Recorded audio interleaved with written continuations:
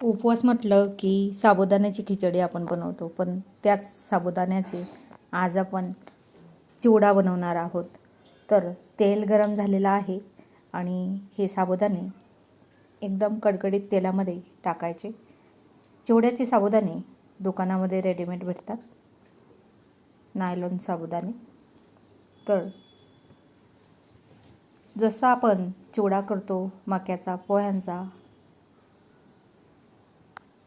तसेच हे साबुदाणे फुलून तिप्पट वरती येतात. तुम्ही बघू शकता,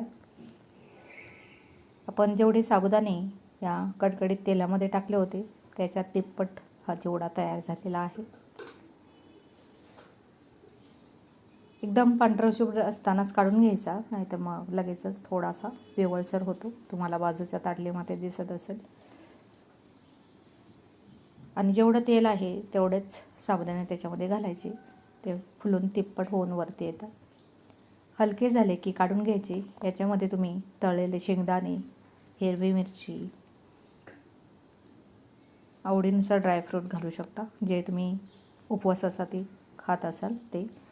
येथे तुम्ही बटाट्याचा कीस देखील तळून घालू शकता. छान असा साबुदाण्याचा चिवडा उपवासासाठी तयार होतो. हे साबुदाणे चिवड्याचे घरी देखील बनवता येतात.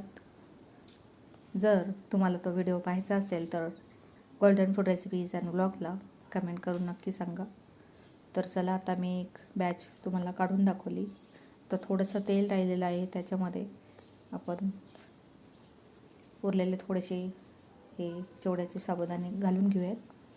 फक्त लक्षात ठेवायचं आहे, ज्यावेळेस आपण हे साबुदाणे त्याच्यामध्ये घालणार त्यावेळेस तेलाचं टेम्परेचर एकदम हाय असावं, कारण ते लगेच फुलून वरती येतात.